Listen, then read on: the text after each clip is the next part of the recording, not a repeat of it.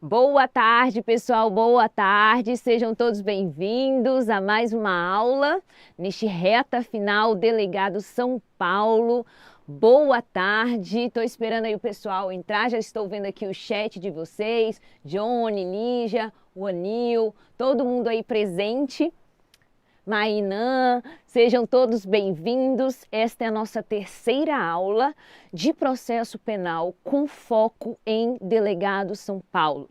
A sua prova será em dezembro, ou seja, menos de 3 meses, e o objetivo dessas nossas aulas aqui no Estratégia é dar para você pelo menos 84% deste edital, que você consiga avançar pelo menos mais de 80% desta prova. Então aqui nós professores tivemos a tarefa, a missão de selecionar os assuntos mais importantes para que você possa levar para a sua prova, levando em consideração a banca VUNESP, que, como eu já falei para vocês nas aulas anteriores, é uma banca legalista, é uma banca que adora a letra de lei, então vocês devem se atentar a isto e mudar a sua maneira de estudar. Se você não tem o costume de ler a lei, se você não tem costume de ler diversas vezes a própria letra da lei, você tem que mudar a sua estratégia de estudo e jogar conforme a banca joga.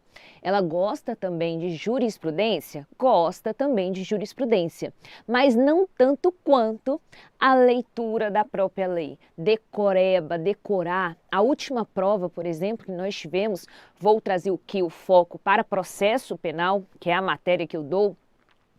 A prova foi basicamente copiada e colada os artigos do Código de Processo Penal. Quem aí já fez a prova anterior, obviamente você irá fazer a prova anterior para você perceber como que é a banca. Então faça as provas anteriores e você irá perceber que eles copiam e colam aqueles artigos que você fala assim, meu Deus, isso aqui nunca vai ser cobrado. E é exatamente este artigo que é cobrado. Então você precisa ter sim o conhecimento da literalidade da lei, copiado e colado, certo? Peguem aí o cafezinho de vocês. Alunos, olha aí, alunos todos, estou vendo aí vários, né? Jaque, Isa, Laís, Bruno, Leidiane, sejam todos bem-vindos. Deixa eu beber meu cafezinho aqui. Bebam aí também o cafezinho de vocês, 2 horas da tarde, né, gente? Então, vamos lá. Vamos dar sequência. Este assunto, que será investigação preliminar, que será inquérito policial, serão duas aulas deste assunto. Por quê?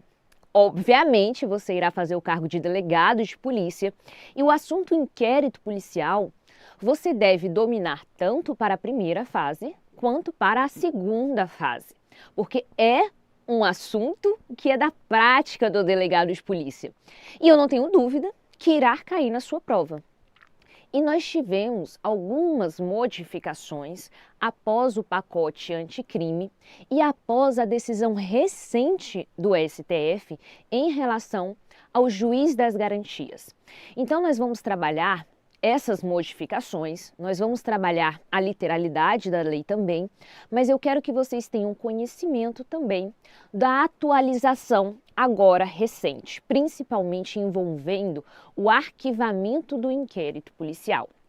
Então, este é um tema na qual nós vamos ficar esta aula, mas a aula seguinte, só para vocês já terem ideia, provas também será um tema na qual nós iremos pegar 2 aulas para tratar deste tema, porque não tenho dúvida que é um tema que irá cair na sua prova, porque inquérito policial vocês já sabem, certo? Então, vamos lá continuar sem enrolação. Investigação preliminar, inquérito policial. Então, assim, já vamos adentrar no inquérito policial.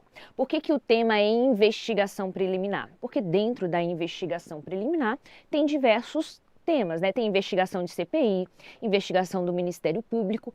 Agora, o inquérito policial, ele é tratado no âmbito da delegacia de polícia e ele só pode ser presidido por delegado de polícia. Então, o inquérito policial, ele é exclusivo da polícia certo? E a polícia presidido pelo delegado de polícia, seja delegado da Polícia Civil, seja delegado federal. E o que é o inquérito policial? O inquérito policial nada mais é do que um procedimento administrativo. Memorizem essa palavra procedimento, porque não é a mesma coisa que processo. Um procedimento administrativo significa que são atos administrativos realizados ali no âmbito da delegacia de polícia, na qual não tem um ditame, não tem uma taxação fixa dos procedimentos que necessário precisa fazer. Diferente de um processo.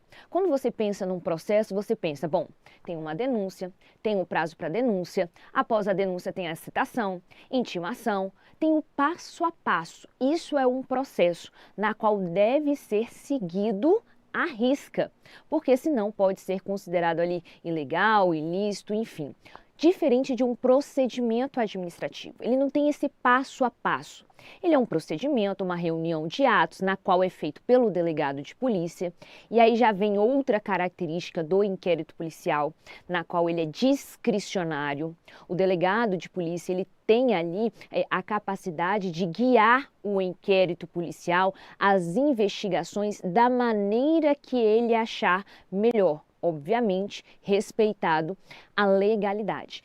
Então, o inquérito policial ele é um procedimento administrativo inquisitorial. Inquisitorial por quê, Larissa? Porque dentro do inquérito policial não existe o contraditório e a ampla defesa, via de regra. Dentro do inquérito policial, o investigado ele não vai contraditar e nem exercer a sua ampla defesa durante esse procedimento administrativo. Não vai ser neste momento que ele irá contraditar o que o delegado está fazendo, as provas, os elementos informativos colhidos ali durante esse procedimento. Será deixado para depois, lá na fase do processo, é que ele irá exercer esse contraditório e a ampla defesa. Então, esse sistema inquisitorial dentro do inquérito policial, ainda, os alunos ainda confundem, então nós temos um sistema, o nosso sistema é inquisitorial, o nosso sistema é misto.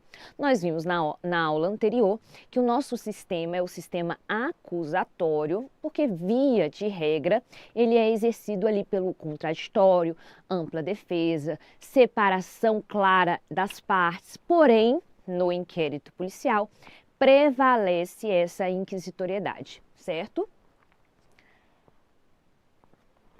Preliminar, porque ele é um procedimento prévio ao processo.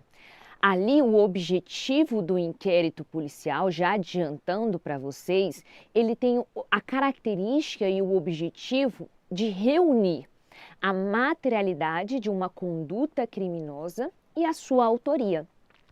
Então, os delegados de polícia ficam possessos quando tem uma característica, fala, não, o inquérito policial ele só serve para buscar a materialidade e a autoria. Ele é dispensável, né? Nós temos essa característica, ele é dispensável. Ele nem sequer precisa existir para haver uma denúncia, se o Ministério Público já tem toda a autoria e a materialidade. Mas 99% da denúncia baseada do Ministério Público tem um inquérito policial, certo? Apesar dele ser dispensável.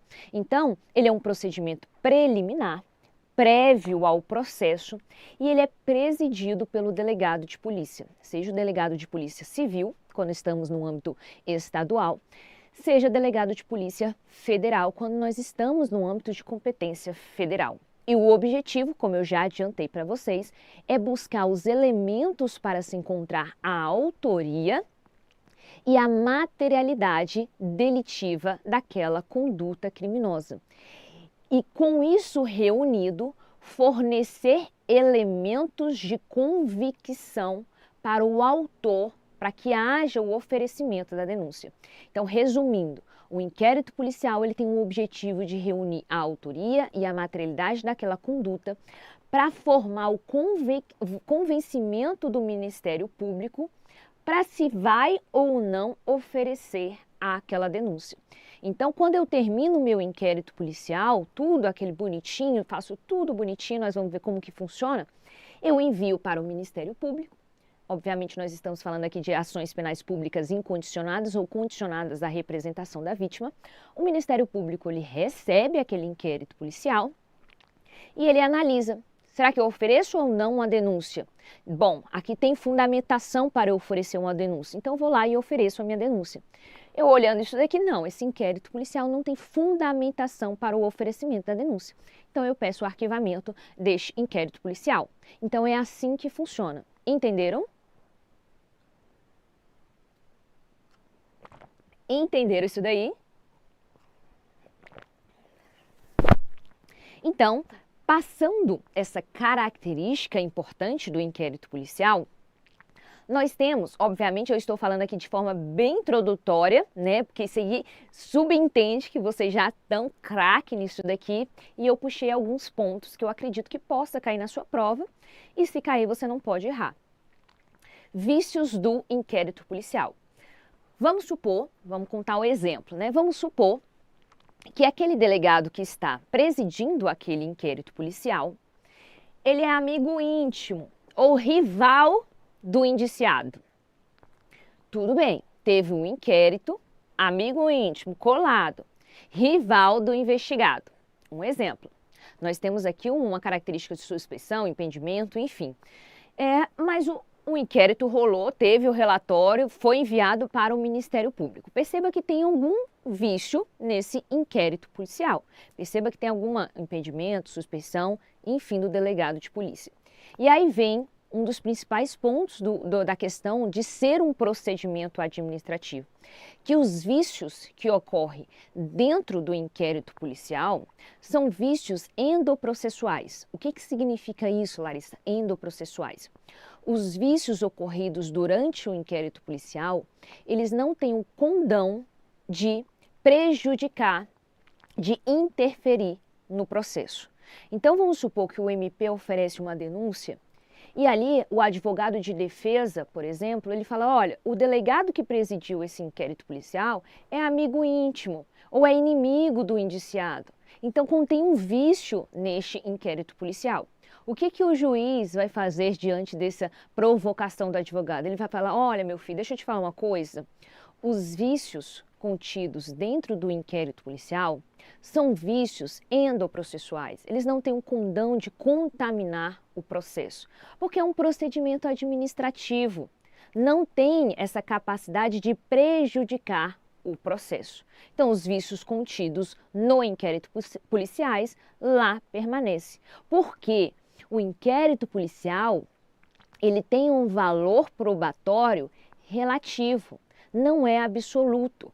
Isso significa que o que foi dito no inquérito policial pode ser debatido aqui no processo. Então, não foi o que é dito no inquérito policial que vai ter um valor absoluto.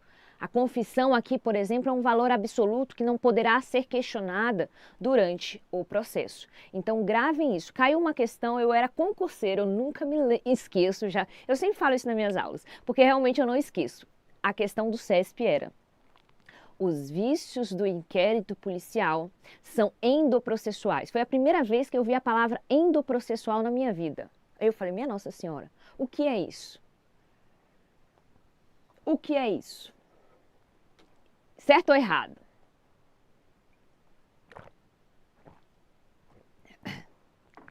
E aí era certo, porque é exatamente isso.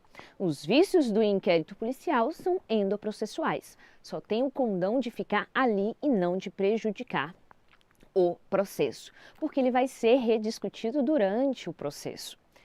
Procedimento, passando para o próximo tópico, procedimento preliminar. Dispensável, isso não dá para você errar em prova. O inquérito policial é um procedimento dispensável. O que significa isso, dispensável? Se o Ministério Público já tem todos os elementos de informação, já tem uma autoria, já tem uma materialidade, porque isso às vezes ocorre, por exemplo, há uma denúncia anônima feita diretamente no Ministério Público, quando algum servidor denuncia um órgão, já, por exemplo, desvio de dinheiro de merenda, então aquela pessoa vai lá e vai diretamente no Ministério Público, já junta todas aquelas provas. Veja que neste momento, se o Ministério Público já tem a autoria, já tem a materialidade, o inquérito policial que não foi feito é dispensável. O Ministério Público já pode denunciar. Mas, na prática, nós sabemos, vou defender aqui também, na prática, 99,9% das denúncias feitas pelo Ministério Público tem como base o inquérito policial. Né? Porque é na fase do inquérito policial que tem a investigação de toda a autoria, de toda a materialidade, os detalhes daquele crime ali, todos os, né, os detalhes mínimos mesmo, ocorre dentro do inquérito policial, tá? Então, estou vendo aqui os comentários de vocês. E condução. A condução, lembrando que o inquérito policial, ele só pode ser conduzido, o inquérito policial, ele só pode ser conduzido pelo delegado de polícia. Não existe outra pessoa que pode conduzir este inquérito policial. Existe a investigação feita pelo Ministério Público, existe, porém quem preside é o promotor dentro da atuação do Ministério Público. Existe, por exemplo, a CPI, Comissão Parlamentar de Inquérito, na qual é presidido por deputados ou senadores. Porém, o inquérito policial, ele só é presidido pelo delegado de polícia, certo? Então, essas são as principais características, principais nuances do inquérito policial que vocês precisam levar para a sua prova. Mas vamos avançando aqui nos tópicos.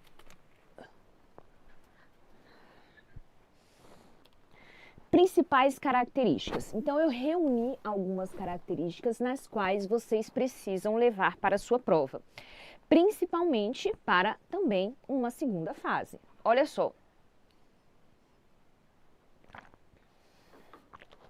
Primeira característica, ele é um procedimento escrito.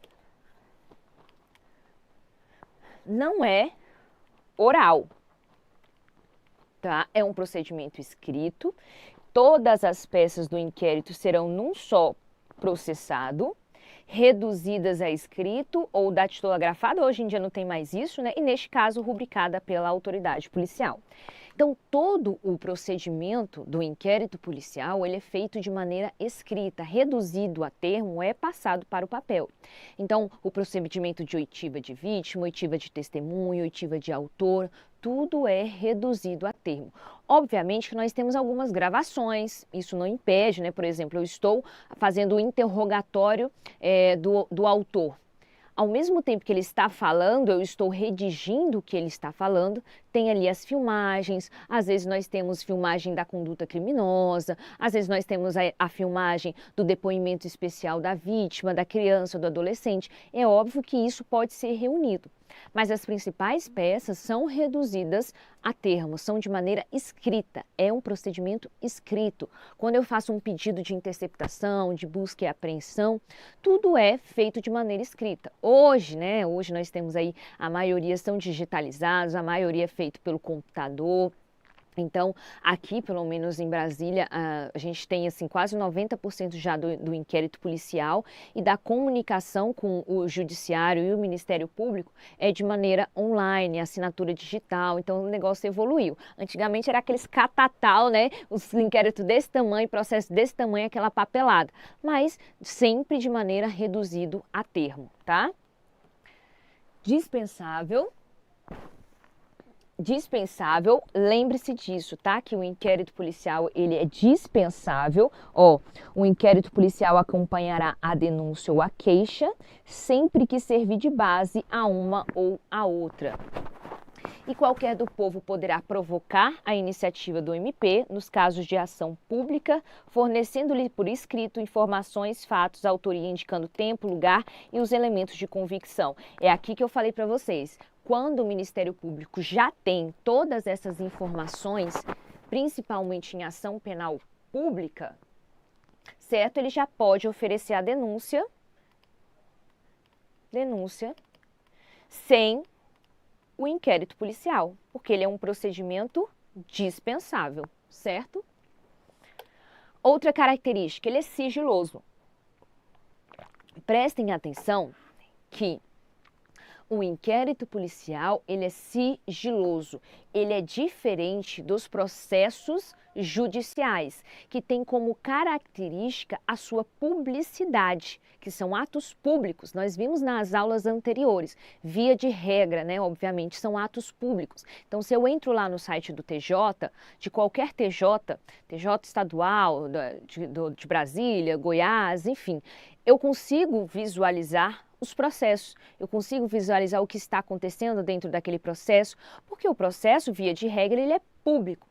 Diferente do inquérito policial, que pela sua própria natureza, ele é sigiloso. Aí vocês têm que pensar de forma racional. É óbvio que o processo, o inquérito policial, desculpa, ele tem que ser sigiloso, que é um procedimento para investigar a conduta criminosa que alguém cometeu. Então, se eu ficar sabendo, por exemplo, se a empresa ficar sabendo quais são os próximos passos de uma investigação policial, aí ela não tem razão de existir. Se a imprensa, né, o público, a sociedade ficar sabendo o que está acontecendo dentro de um inquérito policial, deixa de ser um inquérito policial e deixa ali da sua própria existência. Então, olha só, a autoridade assegurará no inquérito o sigilo necessário à elucidação dos fatos ou exigido pelo interesse da sociedade. Aí nós temos uma seguinte exceção de acordo com a defesa, né, que é direito, essa súmula sempre cai, que é direito do defensor, no interesse do representado, ter acesso ao amplo elementos de prova que já documentados em procedimento investigatório foi realizado por órgão de competência, que dizem respeito ao exercício da defesa. Então, essa súmula vinculante, você deve olhar ela com um olhar cauteloso, porque, via de regra, o inquérito policial ele é sigiloso, porém, com essa súmula vinculante, o defensor ou o advogado de defesa, ele pode ter acesso aos autos do inquérito policial de maneira cautelosa. Por quê?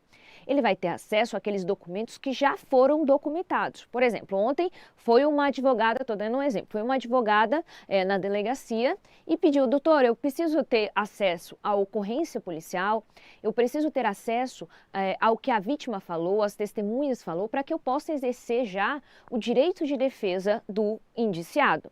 E isso foi fornecido para ela, porque ela tem direito a exercer o direito do seu cliente ali, né, de defesa, e ela já pode ter acesso aos documentos que já estão ali documentados.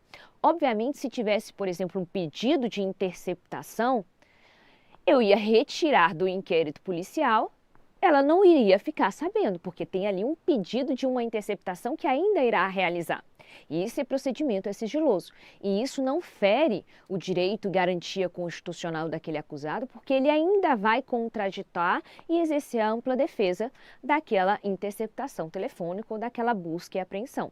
Tá? Então, essa súmula vinculante, você deve olhar ela com parcimônia, porque não se esqueça da palavra dos documentos já lá contidos no inquérito policial.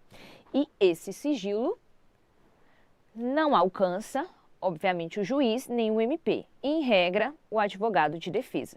Obviamente que não alcança o Ministério Público porque ele é o titular da ação. E o juiz também deve ser olhado com parcimônia aqui, porque nós estamos diante de um sistema acusatório. Então, o juiz não pode também ficar, vamos botar assim, metendo o bedelho no inquérito policial. Agora, nós temos a figura do juiz das garantias. E aí cabe aqui também olhar com parcimônia, porque agora o juiz das garantias vai ser o juiz responsável pelo inquérito policial, pelas investigações ocorridas antes do processo. Então, aqui já dá para olhar com mais facilidade essa figura do sigilo perante o juiz, porque antes do juiz das garantias, o juiz também não podia ficar metendo o bedelho, ficar querendo saber o que acontece no inquérito policial, porque ele ia ficar maculado, essa é a ideia do juiz das garantias, para uma possível sentença, seja de condenação ou absolvição daquele indiciado, ora réu. Tá? E o advogado de defesa também tem acesso aos autos, mas de forma cautelosa. Nesta fase, tá, gente? Na fase do inquérito policial. Autorização judicial prévia. Aqui nós temos uma característica importante do crime de organização criminosa, que eu também tenho certeza que vai cair na sua prova. Porque é um crime que a banca gosta, é um crime que trabalha no dia a dia, é um crime que tem em São Paulo, então é possível que isso caia fortemente na sua prova. E aí o artigo 23 da Lei 12.850, que trabalha a organização criminosa, ele fala que o sigilo das investigações poderá ser decretado pelo juiz competente, para a garantia da celeridade e da eficácia das diligências investigatórias, assegurando ao defensor, no interesse do representado, amplo acesso aos elementos de prova, devidamente precedido de autorização judicial. Então, aqui, na Lei de Organização Criminosa, em específico desse crime, a lei indica que, para o defensor, o advogado de defesa, tenha acesso aos autos do inquérito policial, deve ser precedido de autorização judicial. Então, isso é uma característica do crime de organização criminosa.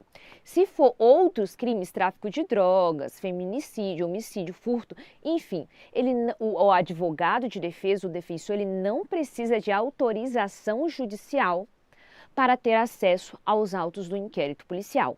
Mas, em específico, a exceção, sempre cai em organização criminosa, é necessário autorização judicial para que haja essa vista aos autos do inquérito policial. Então, prestem atenção nisso daí, porque pode cair este pequeno detalhe na sua prova. Um sistema inquisitorial. Inquisitorial, como eu já falei para vocês, porque não tem o contraditório e a ampla defesa. Isso vai ser exercido posteriormente. Que a gente fala que é aquele diferido. Certo? Lá no processo. A exceção, nós temos uma pequena exceção, já vi cair uma ou duas vezes em prova, é bom falar, né, que o inquérito policial instaurado pela Polícia Federal, com fundamento na expulsão de estrangeiro, inquérito de processo de expulsão, são garantido ali a ampla defesa e o contraditório, tá? Então, nesta lei de imigração, no processo de expulsão de estrangeiro, é garantido o contraditório e a ampla defesa. É uma pequena exceçãozinha que vale a pena anotar no seu caderninho de anotações aí, os cadernos de erros, vale a pena porque eu já vi cair em algumas provas, principalmente quando a prova cobra lei de imigração. Então, em regra, o inquérito policial ele é inquisitorial, não tem o contraditório e a ampla defesa, mas nós temos essa pequena exceção. Quem sabia dessa exceção aqui, gente?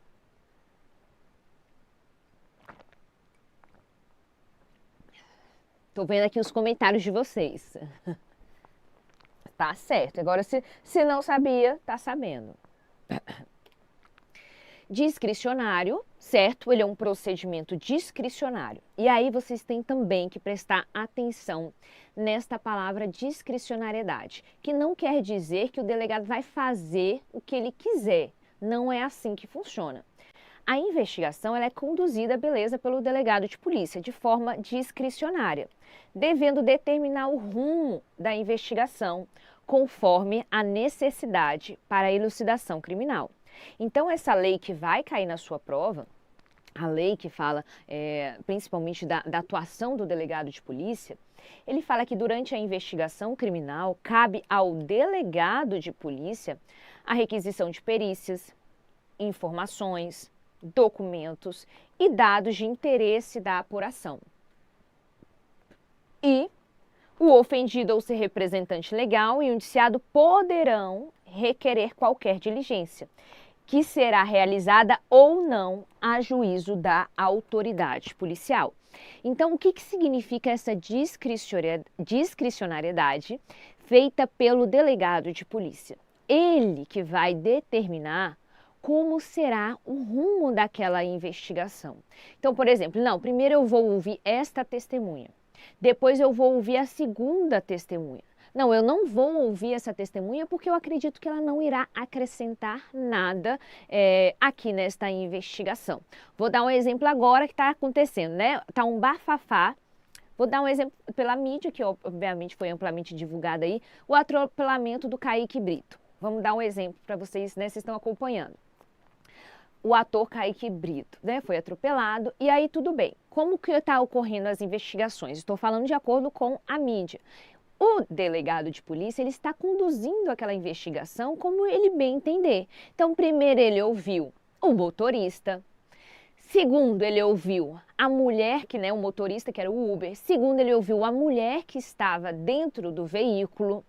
Depois, ele ouviu o outro ator que estava lá, é o Luca, eu esqueci o nome dele. Isso aí foi... qual que era o outro o ator que estava com ele? Esqueci, bota aqui no comentário. E acabou de escutar o outro ator global que estava lá junto com ele. Então veja que a investigação ali, ela está sendo conduzida como Bruno De Luca. Obrigada, meus assistentes aqui, Bruno de Luca. Então, agora ele foi ouvido, acredito que pela segunda vez ele foi ouvido pelo delegado de polícia, na qual ele mudou as suas versões ali. E hoje o delegado de polícia falou que não precisa mais escutar novamente o ator Bruno De Luca. Então veja que você percebe que o delegado ele está conduzindo esta investigação da maneira que ele achar melhor. Primeiro eu vou escutar um, depois eu vou escutar outro. Ele ainda não tem condições de ouvir o Kaique porque ele está hospitalizado. Agora ele está juntando, esperando o laudo do veículo para saber a velocidade que o veículo estava. Então ele vai conduzindo aquilo da maneira que ele achar melhor. Aí ele, por exemplo, não quis ouvir o cara que estava lá na praia. Não, ele não vai acrescentar em nada nessa investigação. Então, eu não preciso ouvir essa testemunha. E assim vai. Isso é a discricionariedade do delegado de polícia. Ah, Larissa, então ele pode deixar de fazer um exame de corpo de delito, por exemplo. Ele pode deixar de realizar uma perícia que é clara, ululante, óbvia ali. Não. Aí ele pode até responder por abuso de autoridade. O que é discricionário é a forma como ele vai conduzir. Mas existem certas situações, por exemplo, já vou voltar aqui, o exame de corpo de delito. Ele é obrigatório por parte do delegado de polícia, a solicitação do exame de corpo de delito, quando essa infração deixar vestígios. Então, olha só, quando a infração... Vou botar aqui.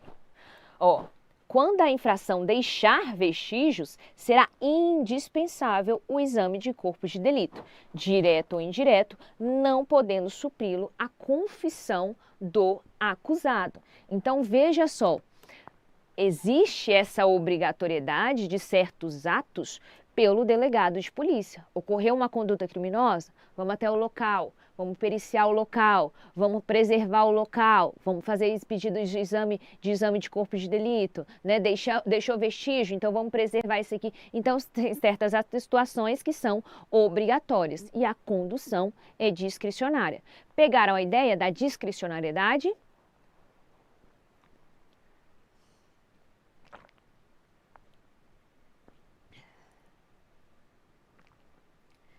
Tô vendo isso, gente. Aí até pensei que poderia. A Luísa perguntou, perguntou não, falou, né? Que até pensei que poderia cair na prova sobre eventual omissão de socorro. São casos assim, gente, que caem mesmo em prova, né? Casos do dia a dia, né? Casos que ocorrem no dia a dia. Você, delegado de polícia, normalmente a peça é assim, né? Você, delegado, São Paulo não vai cair peça, só questões discursivas, mas normalmente, delegado de polícia, cai peça e é exatamente isso. No dia a dia ali foi atropelado, fulano de tal foi atropelado, e aí deixou de prestar socorro, qual é o crime? Você, delegado, imputaria isso. Então são questões mesmo do dia a dia, certo? Vamos para outra característica do inquérito policial. Ele é indisponível. O que é indisponível? Prestem atenção que é diferente, que ele é daquela característica que ele é dispensável. É diferente, tá? Dispensável da característica indisponível. Indisponível significa que o delegado, ele nunca, nunca poderá arquivar os autos do inquérito policial. Uma vez iniciado, ele não pode dele se dispor. Então, olha só, o delegado de polícia nunca, se cair na sua palavra, a palavra nunca é isso mesmo, né? Porque normalmente o aluno fala nunca, sempre tem uma exceçãozinha. Não, aqui é nunca. O delegado de polícia nunca pode arquivar o inquérito policial. Se ele começou, ele vai até o fim. Mas ir até o fim significa que ele deve terminar e enviar para o Ministério Público, que é o titular da ação penal. Mas não significa que ele necessariamente precisa indiciar alguém, precisa concluir, porque às vezes existe inquérito policial, gente, na prática ali, que a gente não consegue achar autoria, não consegue achar uma materialidade, não consegue. A pessoa vai até a delegacia, presta ali, né, todo o depoimento, não conseguimos achar autoria.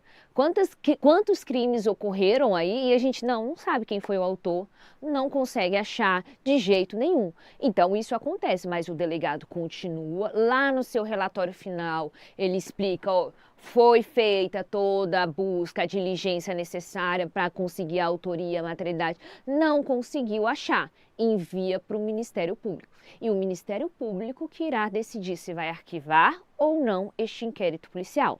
Então, se começou, termina. Termina e envia para o... Eu não posso, não achei a autoria, arquiva aqui o inquérito policial. Eu, na figura do delegado de polícia. Não posso fazer isso, tá?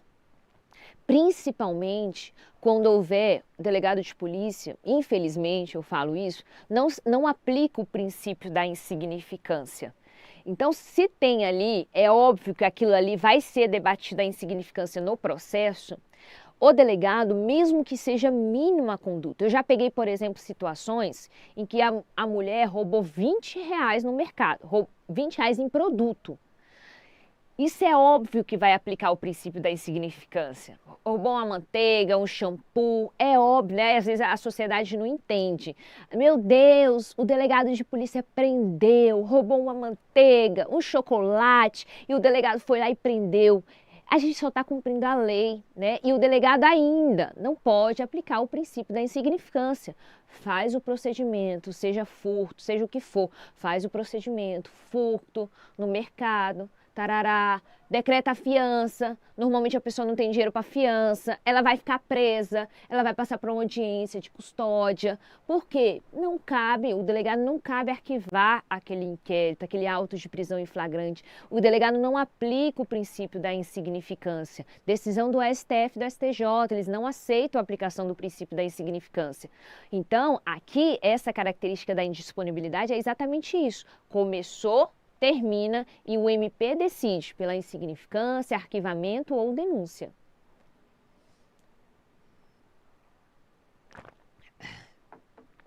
E as diligências preliminares, ele pode arquivar? Não. O inquérito policial é justamente diligências preliminares, Rogério. Então, nada a gente arquiva, nada. Tudo que foi feito durante o inquérito policial são reduzido a termo, tudo é explicado e envia tudo para o Ministério Público. Então, nada se arquiva durante o inquérito policial, de acordo com o artigo 17. E se isso ocorrer, a gente ainda pode responder por abuso de autoridade, tá? Entenderam?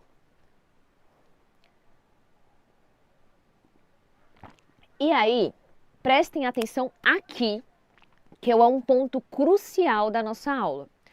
Porque houve modificação. Então, quero que vocês prestem atenção aqui, porque este para mim é o ponto máximo da nossa aula.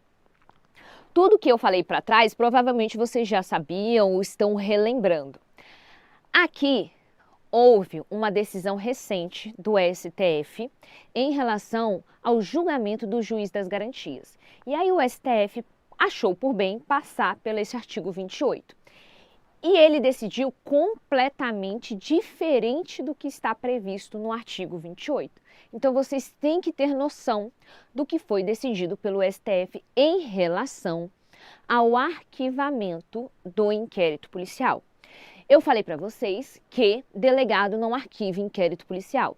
Quem manda arquivar inquérito policial é o Ministério Público. E olha só, o novo artigo 28, que já está vigente, está de acordo com o seu Código de Processo Penal, que foi decidido ali pelo STF pela sua constitucionalidade. Porém, teve uma modificação de entendimento jurisprudencial, ou seja, entendimento pelo STF. Vamos dar uma lida.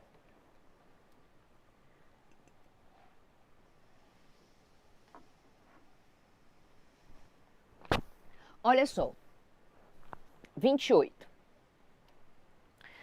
Ordenado o arquivamento do inquérito policial ou de quaisquer elementos informativos da mesma natureza, o MP, certo, comunicará a vítima ao investigado, à autoridade policial e encaminhará os autos para a instância de revisão ministerial para fins de homologação na forma da lei.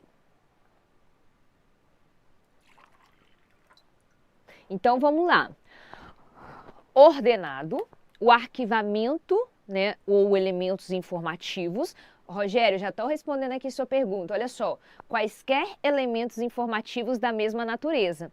Então, além do inquérito policial ou qualquer elementos informativos, isso significa que o delegado não pode arquivar. Quem faz arquivamento de quaisquer outros elementos informativos é o Ministério Público, tá? Então, ordenado o arquivamento, ele recebeu, vamos aqui, ó, na prática. O delegado enviou o inquérito policial, todo o relatório, tudo bonitinho para o Ministério Público. O Ministério Público recebeu e falou, bom, isso aqui não tem elementos básicos para eu oferecer a denúncia. Não vou oferecer a denúncia. E acontece, né? Não vou oferecer a denúncia. Com base nesses elementos aqui, não cabe eu oferecer a denúncia. Obviamente, baseado ali numa decisão que ele achar interessante. Tem que sempre fundamentar. Seja princípio da insignificância, seja a ausência de tipicidade, enfim, o que ele achar entender melhor. Então, recebeu aqui o MP, vou fazer o arquivamento, vou pedir o arquivamento. Ele pede o arquivamento. Para quem, Larissa? Ele vai arquivar ele por ele mesmo. E aí esse pedido de arquivamento vai para a instância de revisão ministerial, que é dentro do órgão do MP mesmo, tá? Então aqui o promotor de justiça pediu o arquivamento, esse arquivamento vai para um órgão de revisão ministerial. E aí neste órgão, que é dentro do Ministério Público, homologa este arquivamento. Pronto. É isso que está previsto no artigo 28. Quando o Ministério Público pedir este arquivamento, está aqui de acordo com o 28, que ele tem que comunicar à vítima, comunicar ao investigado e comunicar ao delegado. Ó, gente, arquivei, vai dar nada, arquivei. É isso que está previsto no artigo 28. Que antes nós tínhamos uma discussão sobre essa questão do artigo 28, agora ele foi declarado constitucional, tudo ok, pelo STF. Porém, olha o que a STF falou agora na sua decisão.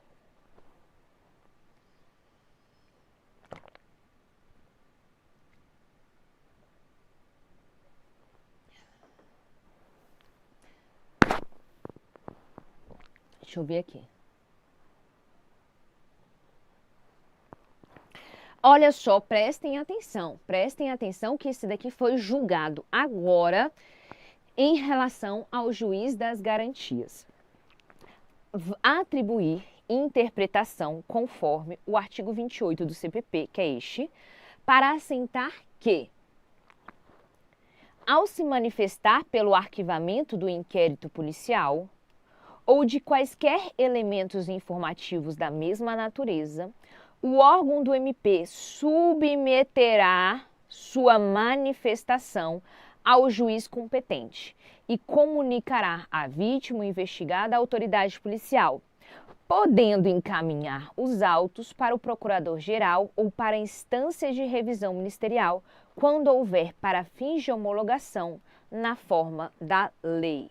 Então, olha só o que o STF deu em relação ao artigo 28. Olha só, vamos voltar aqui no artigo 28. Ele falava aqui, ó, ordenado o arquivamento do inquérito policial ou de qualquer outros elementos informativos, o promotor vai comunicar à vítima, ó, vou arquivar. Vai comunicar ao investigado, vai só comunicar, tá, gente? A autoridade policial que vou arquivar, e aí ele vai e envia para uma câmara de revisão dentro do próprio Ministério Público, e essa câmara de revisão homologa, finalizado. Só que aí o STF falou assim, não, calma lá. O artigo 28, deixa eu te falar. Além de você fazer tudo isso, você tem que submeter a sua manifestação ao juiz. Você vai encaminhar, o juiz tem que ficar sabendo que você está pedindo o arquivamento. Eu quero fiscalizar esse arquivamento de inquérito policial. Então, MP, quando você pedir o arquivamento, você envia esse arquivamento para mim, juiz, porque eu quero ver o porquê que você está arquivando. Quero fiscalizar isso daí. E mais, eu, juiz, se eu não concordar com esse arquivamento, se eu achar que você está viajando na maionese com esse arquivamento, eu vou encaminhar esses autos ao procurador-geral ou para a instância de revisão ministerial. Então, veja que o STF ele foi além do que o legislador colocou no artigo 28. Porque o artigo 28, qual é a ideia quando o legislador criou o artigo 28, modificou o artigo 28? É que o inquérito policial, e essa parte do inquérito policial, juiz não tem que ficar sabendo, juiz não tem que meter medelho na investigação, porque isso é entre o delegado, a polícia e o Ministério Público. Essa parte é entre a polícia e o Ministério Público. Juiz não tem que ficar metendo medelho nisso, porque nós temos um sistema acusatório. Ele fica lá esperando. Aí o STF falou assim, não, mas eu quero saber, o juiz, o Poder Judiciário tem que ficar sabendo do que está acontecendo nisso daí, nesse balaio aí. Então você vai ter que submeter sua manifestação, MP, pediu o arquivamento, mas envia para mim que eu quero fiscalizar, eu quero ver. E se eu não concordar com isso daqui, eu vou encaminhar para o procurador-geral para ele ver de fato se ele realmente vai arquivar ou oferecer denúncia, ou para a instância de revisão ministerial. Então, é o STF fazendo ao contrário do que o legislador quis quando ele criou o artigo 28 e os ditames da investigação policial, tá? Desvirtuando totalmente a existência. Exatamente, que bom que vocês entenderam, tá? Calma que a Ângela perguntou o parágrafo 1º e 2º, nós vamos ver já já o artigo 28, parágrafo 1º e 2º. Só quero que vocês entendam agora o que o STF decidiu, que ele foi além do que foi dito no artigo 28. E isso vocês têm que levar para a prova, porque eu não duvido nada que a Vunesp copie e cole esta decisão aqui, copia e cola. O STF, em decisão do juiz das garantias, interpretou o artigo 28 desta maneira. Tarará, tarará, tarará. Esse tem que saber. Boa pergunta, Leidiane. E o pedido de arquivamento vai para o juiz das garantias? Em tese, vai para o juiz das garantias. Isso vai dar muito pano para manga, tá? Em tese, de acordo lá com o artigo 3º-B do CPP, tudo que ainda está na fase de investigação antes do oferecimento da denúncia, do recebimento, desculpa que agora mudou, é do juiz das garantias. Então, em tese, isso, o pedido de arquivamento, vai para o juiz das garantias.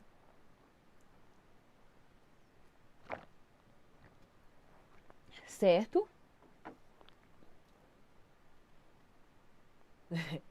O juiz das próprias garantias, exatamente. Então, o Dan perguntou, Dan sempre presente aqui na nossa aula. Então, temos a tramitação direta delegacia MP. Quando veio o artigo 28, a ideia era essa, tramitação direta do delegacia MP. Juiz não tinha que ficar sabendo, porque a antiga redação do artigo 28 era isso, enviava para o MP, pediu arquivamento, enviava para o juiz homologava. O juiz homologava aquele arquivamento. E com esse novo artigo 28, a ideia do legislador era exatamente isso. Essa tramitação direta entre delegacia e o MP. Juiz não tinha que ficar sabendo disso. Juiz não tinha que homologar arquivamento de inquérito policial. Porém, quando você lê o artigo 28, o novo artigo 28, após o pacote anticrime, essa é a ideia quando você vê aqui. Você vê que em nenhum momento ele fala de poder judiciário. Ele fala comunicar a vítima, investigado e autoridade policial. Aqui você vê que não tem poder judiciário. Aí veio o STF e deu uma interpretação conforme, completamente diferente do que está previsto no artigo 28, dizendo agora que o poder judiciário tem que submeter a manifestação ao juiz e mais, e se o juiz não concordar com este arquivamento, veja só, o juiz saindo da sua inércia, não concordando com o próprio titular da ação penal, que é o MP, ele pode submeter esse arquivamento ao procurador-geral ou para a instância de revisão ministerial. Então, se nem o próprio MP quer denunciar, quer oferecer denúncia, o juiz ainda pode discordar do próprio titular da ação. Entenderam como que é uma coisa muito doida essa decisão?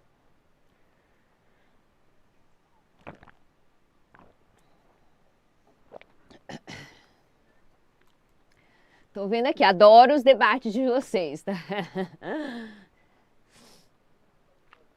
Deixa eu ver aqui as...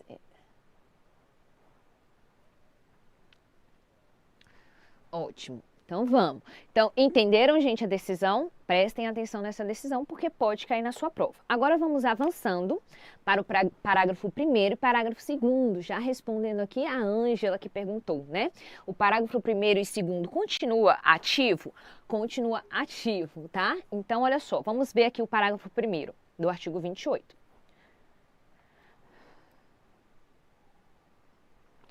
Se a vítima ou seu representante legal não concordar com o arquivamento do inquérito, poderá, no prazo de 30 dias, do recebimento da comunicação, lembra lá da comunicação, submeter a matéria à revisão da instância competente do órgão ministerial, conforme dispuser a respectiva lei orgânica. Normalmente é um órgão de revisão, está no MP estadual. Federal é um órgão de Câmara de Revisão Federal, enfim. Certo? Então, olha só, se a vítima não concordar com o pedido de arquivamento do MP, ela poderá no prazo de 30 dias, grifem aí, né, prova ama prazo, no prazo de 30 dias do recebimento dessa comunicação, submeter esta matéria à revisão. Então, a vítima, ela pode ir lá, Câmara de Revisão, né? Dentro do Ministério Público. Eu não concordo com esse arquivamento. Vocês poderiam reavaliar essa questão? Se realmente é questão de arquivamento desse inquérito policial, então a própria vítima pode, neste prazo de 30 dias, submeter esse pedido de arquivamento feito pelo promotor neste órgão ministerial de competência de revisão deste pedido de arquivamento. Válido ainda, tá vigente, tá? E aí, o parágrafo 2º, nas ações penais relativas aos crimes praticados em detrimento da União, Estado, Município, a revisão do arquivamento do inquérito policial poderá ser provocada pela chefia do órgão, a quem couber a sua representação judicial. E aí veio a decisão, olha aqui, a decisão do STF em relação ao parágrafo 1º, que exatamente como vocês colocaram aí, até então estava suspenso, né? Mas agora não está mais. Olha só, atribuição conforme para assentar que, além da vítima, ou de seu representante legal, a autoridade judicial competente também poderá submeter a matéria à revisão da instância competente, caso verifique patente ilegalidade ou teratologia do ato do arquivamento. Veja só, mais uma vez, o STF ele foi além do que o legislador colocou no artigo.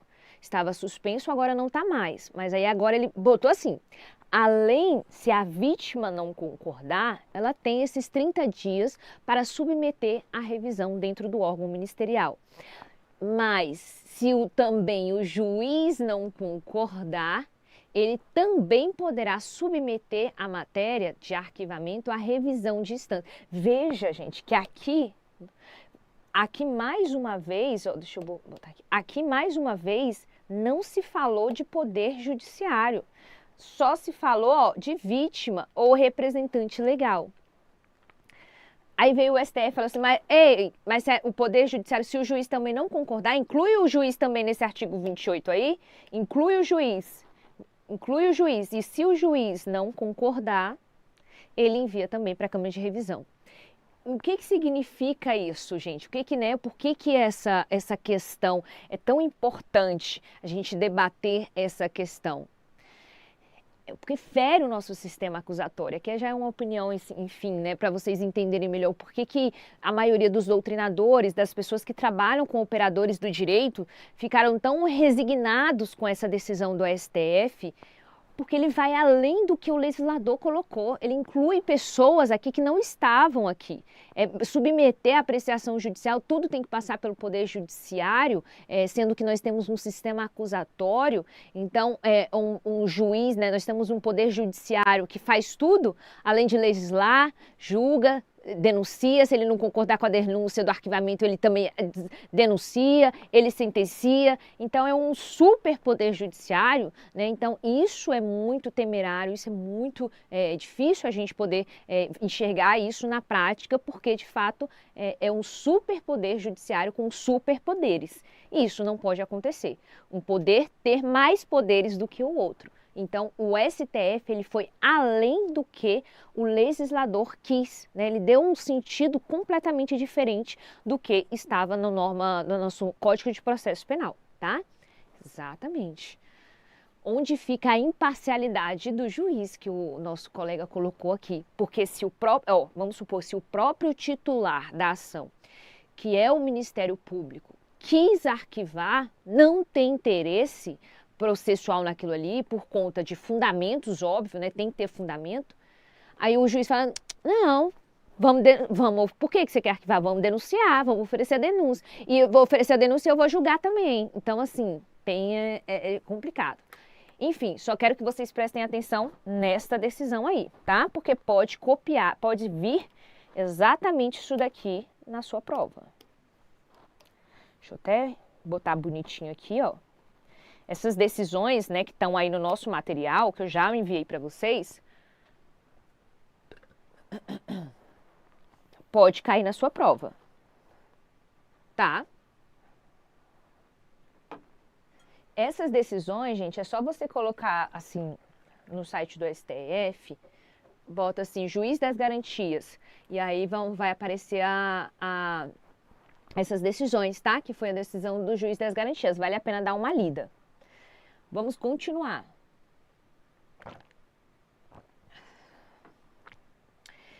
O inquérito policial ele é temporário. Isso aqui também nós tivemos modificação, prestem atenção, nós tivemos modificação. Se o seu CPP está desatualizado, atualiza ele. Então, o inquérito policial ele é temporário.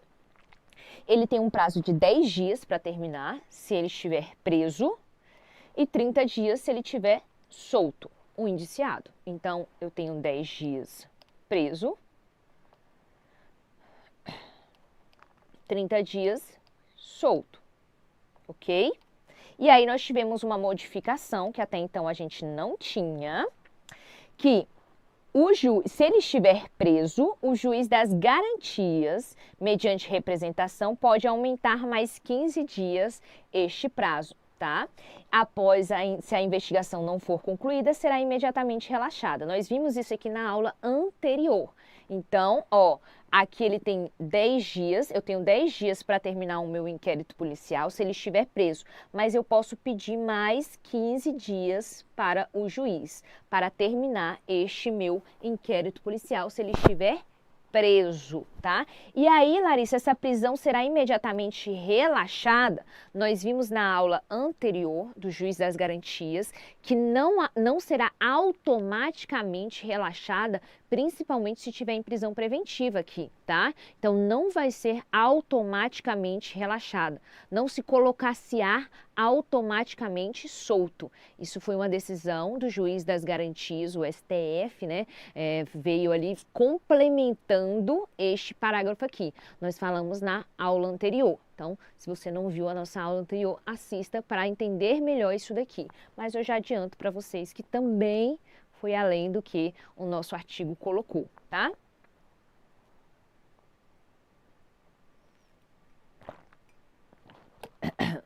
Formas de instauração. Existem formas de instaurar um inquérito policial. Então, nós temos diversas maneiras de ser instaurado o inquérito policial. Passamos aí o arquivamento, na qual eu tive que ficar mais um pouquinho a mais com vocês, porque nós tivemos uma modificação. Vamos avançando aí. Nós temos 3 tipos de crime, né? As maneiras de condução de crime. Nós temos crimes de ação penal pública incondicionada, que é a maioria dos nossos crimes, de forma incondicionada, que não precisa de representação da vítima, por exemplo, um homicídio, feminicídio, um estupro, um roubo, não precisa de representação da vítima. Então, se acontecer um roubo, uma tentativa de homicídio, o Ministério Público e o delegado de polícia irá iniciar o inquérito policial, irá denunciar independentemente da vontade da vítima. Isso é um crime de ação penal pública incondicionada. Em regra, é a maioria dos crimes. Nós temos crimes de ação penal pública condicionada à representação da vítima, e nós temos alguns crimes que envolvem crimes envolvendo o presidente da República, o Estado, requisição do ministro da Justiça. Então, esses crimes de ação penal condicionada à representação da vítima, nós precisamos da representação da vítima para que a gente possa iniciar. Por exemplo, uma ameaça. Eu preciso da representação da vítima. Se ocorrer um crime de ameaça, sem a vítima, eu não inicio ali o meu inquérito policial e não pode haver uma denúncia, enfim, se for um crime que representa ali a denúncia, sem a representação da vítima.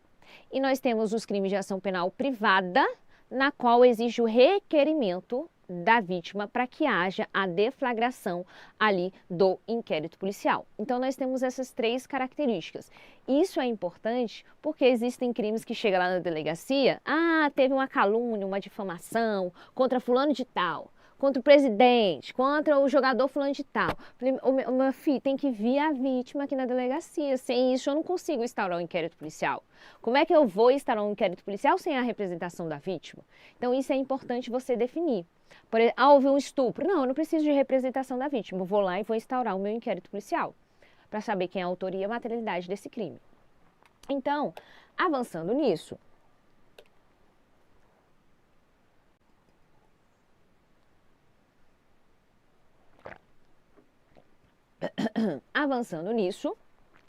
nós temos aqui a possibilidade de instauração do inquérito policial de ofício pelo delegado de polícia.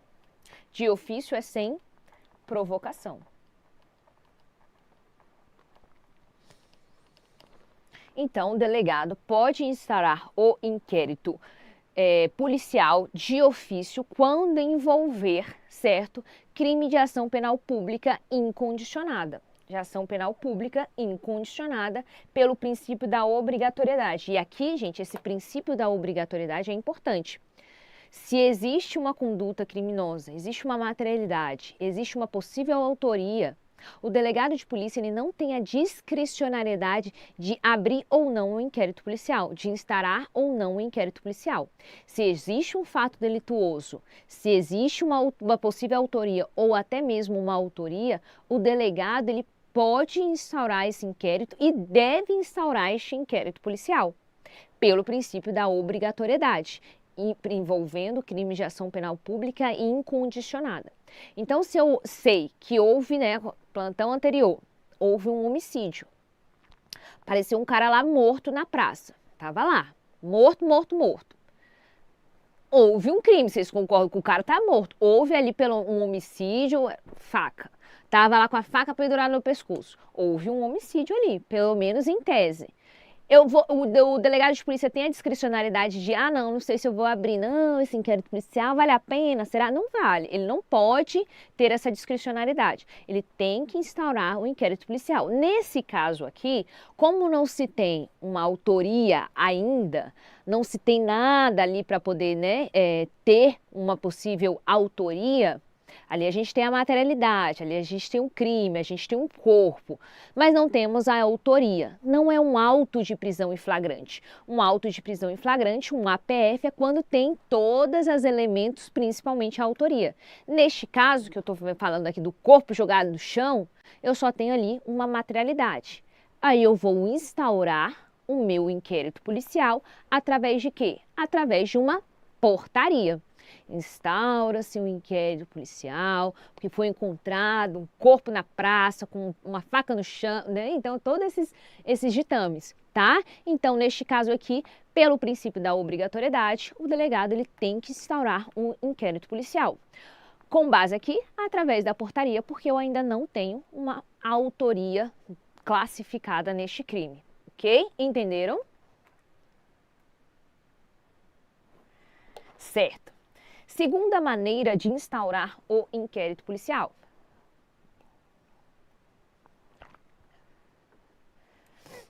Através da requisição da autoridade judiciária ou MP, tá? E aí vem o artigo 5º do CPP.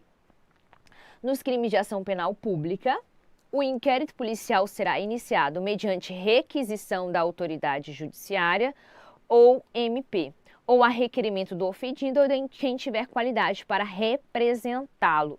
Aqui vocês também devem ter uma pulguinha atrás da orelha, porque entende-se, né, que aqui a requisição da autoridade judiciária para a instauração de um inquérito policial fere o sistema acusatório.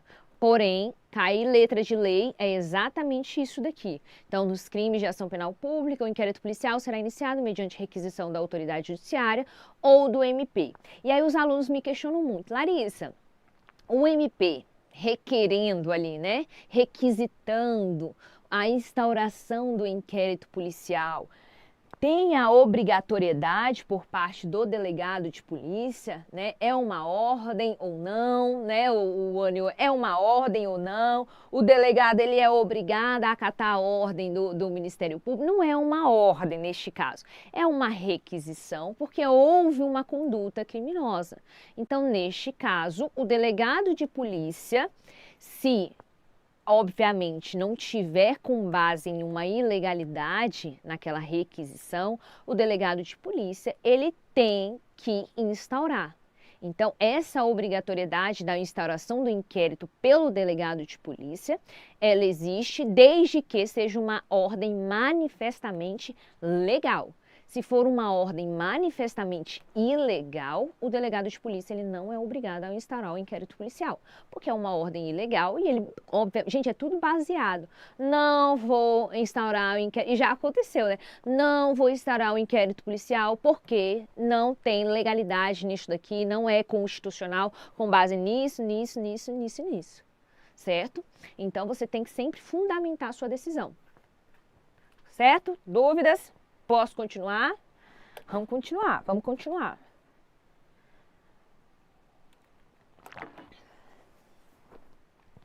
Três. Outra maneira de instaurar o inquérito policial. Requerimento do ofendido ou de seu representante legal, que é a delate crimes postulatória. Então, exemplo aí é a ameaça. Aí vem, neste crime, que é o requerimento do ofendido ou de seu representante legal, se acontecer uma ameaça, eu dou esse exemplo que aconteceu na delegacia, eu achei engraçado. A mulher chegou na delegacia assim, tinha a foto dela na porta e uma faca encravada na porta.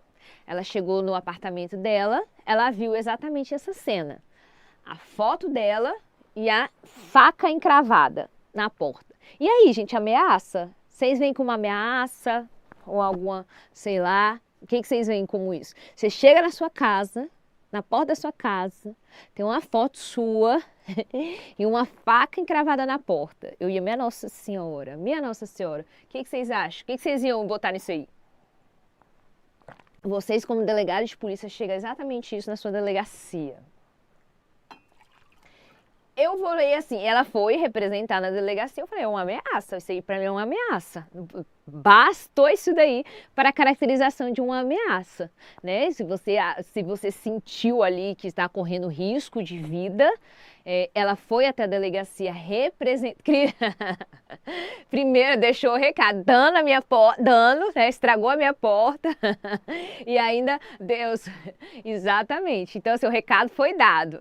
E aí, caracteriza a ameaça, ela foi até a delegacia, fez o requerimento, ou seja, ela indicou que ela queria ter uma investigação sobre isso, né? Ter uma investigação, então ela já ofereceu ali o seu requerimento, trouxe a foto, trouxe a faca, tudo direitinho.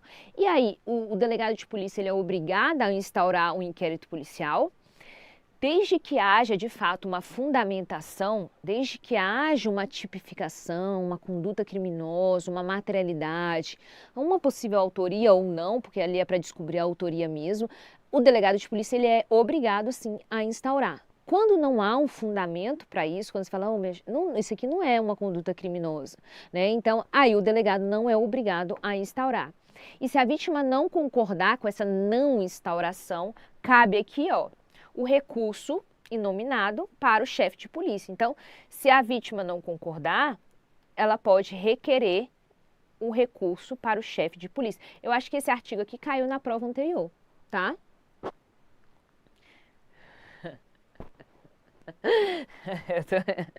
Eu tô rindo aqui dos comentários. Depende, se era uma foto bonita sua, é ameaça. Foto feia é só alguém te salvando do... É só alguém te dizendo, meu filho, apaga essa foto, apaga que eu tô te ajudando. Exatamente, depende, né? Depende. Então, prestem atenção nisso daqui, porque eu acredito que esse artigo 5º caiu na prova anterior, na qual, se a vítima não concordar, porque o delegado falou assim, não, isso aí não é crime, isso aqui não cabe, a vítima pode pedir ali o recurso para o chefe de polícia, normalmente é o chefe da delegacia, tá? Então, vamos para a próxima. Vamos para a próxima. 4. Quarta maneira de instaurar aqui, aí eu já vou respondendo aqui vocês no comentário em relação à denúncia anônima, né, que eu vi aqui que vocês perguntaram. Olha só, artigo 5º, parágrafo 3º. Qualquer pessoa do povo que tiver conhecimento da existência de infração penal que caiba a ação pública, veja, que essa ação penal pública incondicionada, tá? Que não necessita de representação da vítima, poderá verbalmente, isso já caiu em prova, ou por escrito, comunicar à autoridade policial para verificar a procedência das informações, o famoso VPI. Verificar a procedência e mandará instaurar o inquérito policial. Então, aqui nós temos duas delatio crimes, né? A simples e a denúncia anônima. Então, qualquer pessoa, isso acontece todos os dias na delegacia, qualquer pessoa do povo pode ir até a delegacia para falar verbalmente ou por escrito da existência de uma infração penal. Só que essa infração penal tem que ser de maneira dos crimes de ação penal pública incondicionada. Porque se for condicionada a representação da vítima, nada o delegado pode fazer, né? Então eu falo, minha senhora, chama a vítima aqui para ela vir na delegacia e dar a representação dela. Agora, se for crime de ação incondicionada, aí não. Aí o que acontece? Vamos supor, não aconteceu. A vítima chegou lá, a vítima não. Qualquer pessoa do povo chegou lá na delegacia e falou assim, ó, tá acontecendo o tráfico de droga lá na casa do Joãozinho. Todo dia o Joãozinho tá, ó, passando droga. Aí foi, opa, mas é aonde? Conhece? Já foi preso? Já foi preso. Ah, então tá. Aí o delegado vai fazer o quê? O famoso VPI, verificação de procedência de informação. Sabe se essa informação de Mariazinha está correta. Então a gente começa a investigação, vai lá, passa a viatura, verifica, começa a ficar de olho no Joãozinho. E aí, se tiver elementos para poder instaurar, eu mando instaurar o meu inquérito.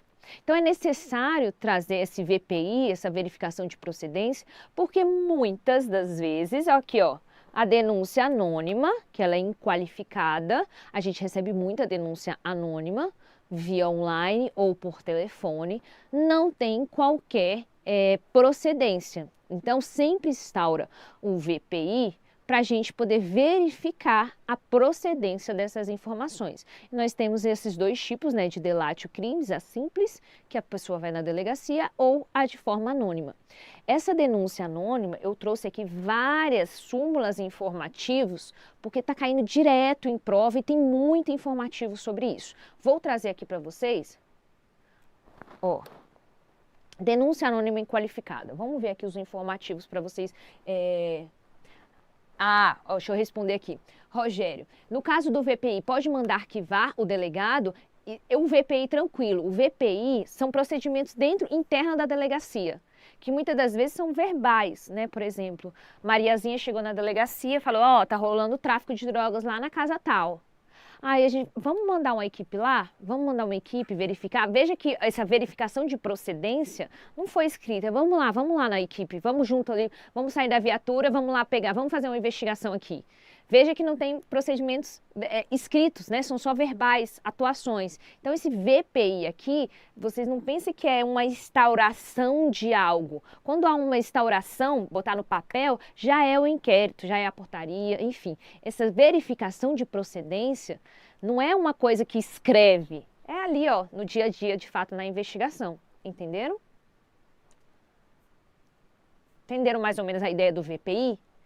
É antes de instaurar o inquérito, exato. O VPI é, vamos ali fazer campana, vamos ali investigar, vamos ali perguntar para outra vizinha. É a atuação da polícia em si, tá? Porque às vezes você tem a ideia do VPI ser, vamos instaurar o procedimento, vamos escrever, vamos... Não, não é nada disso, tá? Vamos aqui para o informativo.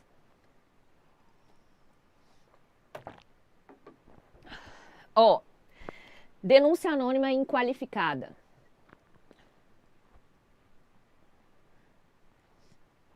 Olha só, eu trouxe 4 informativos aqui para vocês terem noção. A denúncia apócrifa é a denúncia anônima, tá? Caiu isso aqui na prova, o aluno falou, Larissa, o que era apócrifa? Nada mais é do que a denúncia anônima. Não autoriza, por si só, a propositura de ação penal ou emprego de métodos invasivos de investigação, como interceptação telefônica ou busca e apreensão. Então, veja só. Somente com base em uma denúncia anônima, eu não posso oferecer uma denúncia, que já aconteceu, com base somente em uma denúncia anônima, ou pedir uma interceptação, busca e apreensão com base em uma denúncia anônima. Eu tenho que fazer uma verificação dessa denúncia anônima, verificar se tem elementos de fato para a procedência dessa denúncia anônima. Então, o simples fato de haver uma denúncia anônima, por exemplo, recebi uma denúncia anônima online. Aí eu, delegado, já vou pedir uma interceptação, uma denúncia anônima de tráfico de drogas. Eu já vou pedir para o juiz uma interceptação sem ao menos verificar a procedência dessa denúncia anônima? Não posso. Muito menos uma busca e apreensão dentro de uma residência com base apenas em uma denúncia anônima. E sequer o MP também poderá oferecer uma denúncia com base exclusivamente em uma denúncia anônima. Tem que haver, né, uma procedência, né, uma autoria, uma possível autoria, uma materialidade, algo mais concreto para eu pedir uma interceptação, uma busca, para eu entrar, né, às vezes num flagrante delito. Então tem que tomar cuidado com isso daí.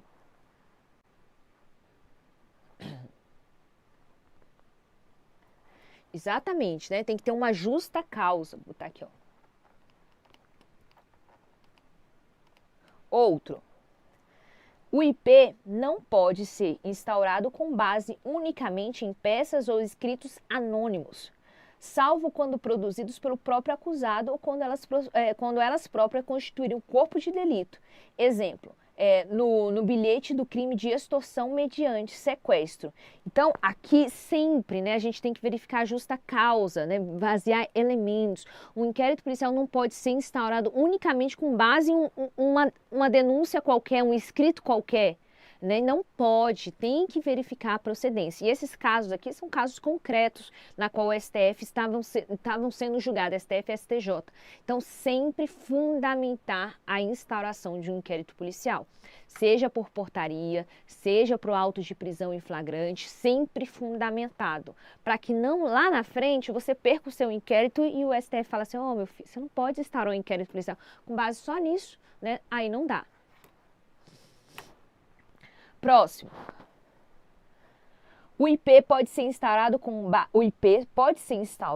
com base em denúncia anônima, desde que amparado por outros elementos informativos. Então, não só numa denúncia anônima. Às vezes foi procurado ali outra testemunha, alguma testemunha, com base em um exame de corpo de delito, com base em uma foto, em uma filmagem. Sempre isso é o quê? Formando elementos com base naquela denúncia anônima. Recebemos uma denúncia anônima? Recebemos. Então vamos procurar aqui o que tem mais. Com base nesses outros elementos informativos, eu posso instaurar o meu inquérito policial. Agora, com base unicamente em uma denúncia anônima, não. E o STF e o STJ estão cada vez mais resistentes em relação a esta denúncia anônima. Porque, de fato, gente, no dia a dia da atividade policial, tudo começa com base em uma denúncia anônima. Denúncia anônima, eu sempre tenho o X9, né? Vai começando ali a investigação, com base sempre em alguém que fala assim, então o STF e o STJ estão cada vez mais resistentes em relação a isso e sempre formando ali uma convicção maior. O último é ilícita a prova obtida por meio de revista íntima, com base unicamente em denúncia anônima. Essa daqui, até um aluno questionou, essa revista íntima que ocorre dentro do presídio, essa questão aqui, e é recente essa decisão aqui, acredito que possa cair na sua prova esta decisão aqui. O que aconteceu? A prática. Uma visitante estava visitando o presídio, né, e ela já estava com um informe, com denúncia anônima, já recebeu uma denúncia anônima, de que ela estava levando droga para o presídio. E, de fato, levaram. A revista íntima, ela acontece dentro do presídio. Acontece quando você vai visitar o presídio, ocorre a revista íntima, né? Então, assim, isso é natural. É óbvio que tem que acontecer isso dentro do presídio. A revista, e essa revista, ela pode ser íntima, só que neste caso, ela foi levada para um outro local e teve uma revista mais íntima. E encontraram droga com essa visitante. E aí, o STJ teve essa decisão aí, que ele falou assim, olha, é ilícita essa prova obtida por meio de revista íntima com base unicamente em uma denúncia anônima.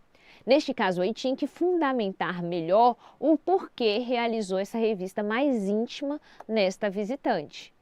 E nesse caso foi bem emblemático, ela de fato estava levando droga, e o autor que estava lá preso, ele não respondeu por tráfico de drogas, ela estava respondendo por tráfico de drogas, e aí foi considerado prova ilícita, então deu toda aquela confusão. Ah, tá, mas ela estava levando droga, então não caracterizou o tráfico, e ele também não vai responder por tráfico? Não. Então, assim, foi uma decisão do STJ bem emblemática, que pode cair na sua prova, tá? Entenderam? Outra maneira de aplicação de instauração de inquérito policial, através do APF.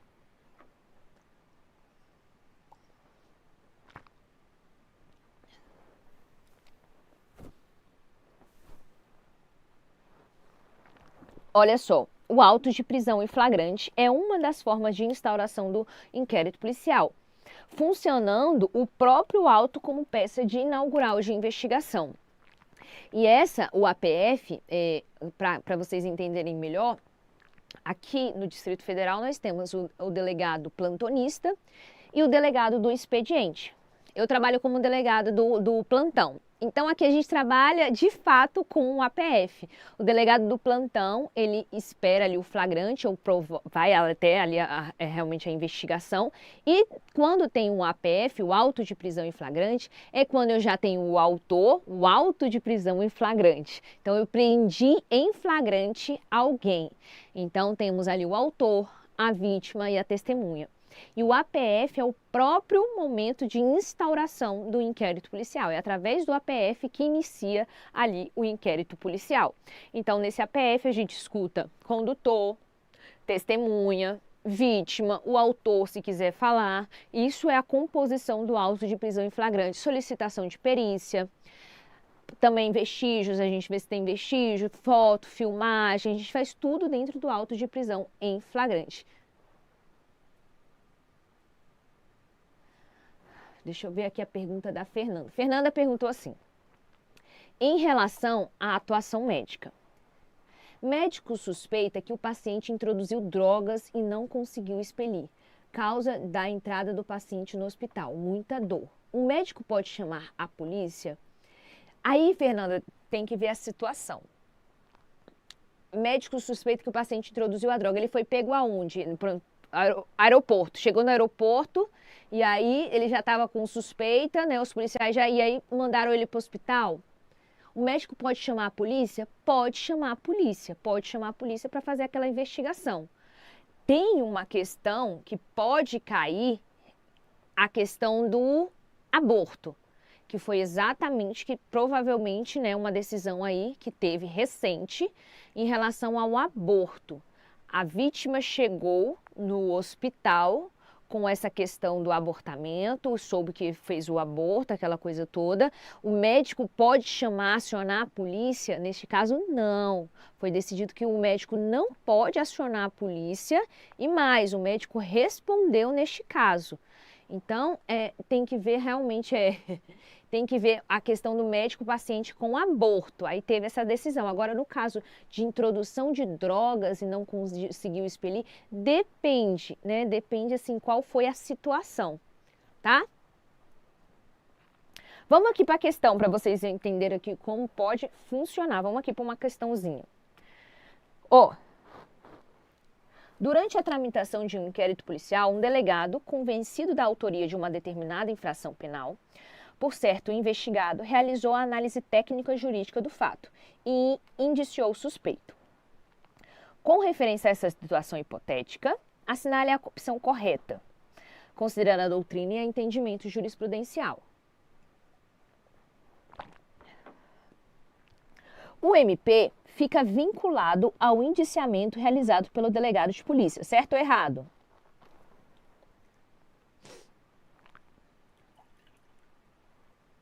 Certo ou errado, gente? O MP ele fica vinculado ao indiciamento do delegado de polícia? Não, tá? O MP ele não fica vinculado ao indiciamento. Vamos supor que eu fiz aqui todo o meu inquérito policial e eu entendi que era roubo.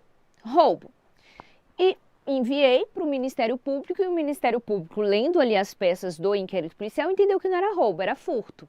Ele pode ir de contra a decisão ali do delegado de polícia, ele pode não concordar com o indiciamento. Às vezes eu entendi que era tentativa de homicídio e o MP entendeu que era lesão corporal grave, gravíssima. Isso pode acontecer como acontece. Então o Ministério Público ele não fica vinculado ao indiciamento do delegado de polícia. Ele pode entender que ocorreu outra conduta criminosa. Às vezes eu entendi que era tentativa de homicídio, ele entendeu que era homicídio culposo, roubo, não era roubo, era furto. Então, isso pode acontecer, não existe essa vinculação. Então, errado.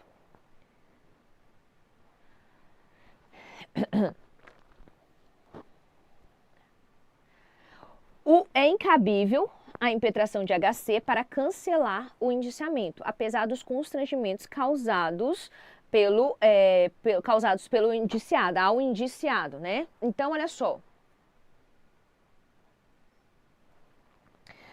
Deixa eu voltar aqui, cabe a HC, sim, cabe a habeas corpus para cancelar o indiciamento. Existe um indiciamento, por exemplo, que não tem qualquer fundamento, não tem tipicidade, não tem sequer uma conduta criminosa e durante aquela investigação o delegado faz o indiciamento. Nesse caso, qual que é a figura clássica, né, do advogado ou do defensor em PTHC para que haja ali o cancelamento desse indiciamento? Então, cabe sim essa questão, tá? Apesar dos constrangimentos. Lembrando que o indiciamento ele é um ato privativo do delegado de polícia. Somente o delegado de polícia pode indiciar alguém. Essa palavra indiciamento é somente do delegado de polícia. O indiciamento significa o quê? Quando o delegado de polícia ele sai de um juízo de incerteza e passa ali para um juízo de probabilidade de que aquela a pessoa autora ou não daquela conduta criminosa. Então, esse indiciamento é feito somente por delegado de polícia. Promotor não faz indiciamento, juiz não faz indiciamento. Juiz e promotor também não podem obrigar o delegado de polícia a fazer um indiciamento. Se o delegado entender que não é cabível o indiciamento nesse ato, ele não é obrigado a fazer. E ele também, até o momento processual que ele pode fazer o indiciamento é até o relatório. Acabou o relatório, não cabe mais o indiciamento. Vocês já estão botando a resposta, é isso? Tá certo. Então, C. Do indiciamento, ato privativo, já respondi aqui, decorrem diversas consequências para a ação penal, para a qual o referido ato é imprescindível. Não, ele é prescindível, tá? Eu não preciso indiciar alguém se eu não tenho juízo de certeza em relação àquela autoria. Então, existe já inquérito que a gente já termina assim e fala assim, não vou indiciar. Não vou indiciar, principalmente casos assim, gente, que não tem testemunha. É só entre o autor e a vítima, Maria da Penha, normalmente. Discussão, injúria, ameaça, normalmente só tem o autor e a vítima. É uma palavra, né, contra a outra. Então, normalmente a gente não faz um indiciamento. Faz todo o inquérito policial, mas ao final eu não preciso indiciar, tá? Não preciso indiciar. Não é um ato imprescindível para que haja tanto a deflagração do inquérito quanto haja a deflagração da ação penal. D. Inexistindo fundamento jurídico que autorize o magistrado, após receber a denúncia, inexiste fundamento jurídico que autorize o magistrado, após receber a denúncia, a requisitar ao delegado o indiciamento a determinada pessoa. Exatamente, tá? Como eu falei para vocês, o indiciamento é um ato do delegado de polícia, exclusivo do delegado de polícia. Se ele entender que não cabe o indiciamento, ele não é obrigado a indiciar. E juiz não pode mandar voltar o inquérito para que o delegado indicie. Isso aí é constrangimento ilegal. Acabou o relatório, enviei para o MP, acabou, não cabe mais eu indiciar. Acabou a atuação do delegado de polícia. E aí não cabe, por exemplo, o MP ofereceu a denúncia e o juiz, opa, manda voltar para o delegado indiciar. Constrangimento ilegal, tá? Gabarito letra D, vamos entender por que a E está errada. O simples indiciamento de uma pessoa não implica que seu nome e outros dados sejam lançados no sistema de informação de Secretaria Pública. Gente, o simples indiciamento, por isso que o indiciamento ele é muito grave. Para você indiciar alguém, o delegado de polícia ele tem que fundamentar a sua decisão de indiciamento. É por isso que a atividade do delegado de polícia é atividade de carreira jurídica, porque você necessita de uma fundamentação jurídica para esse indiciamento, porque é muito grave você ser indiciado em uma investigação. O estigma do indiciamento é muito grande na nossa sociedade. Então, assim que o simples indiciamento você já implica o seu nome lançado nos dados da Secretaria de Segurança Pública. Todas as polícias já ficam sabendo que você está sendo indiciado em algum processo. E consta na sua folha de antecedentes. Para o resto da vida, obviamente que isso não vai ser publicizado. A sociedade não vai ter a visualização disso, mas dentro do sistema da polícia, para o resto da vida, se um dia você for indiciado, vai estar lá no sistema para sempre, tá? Então, por isso que deve ser bem fundamentado.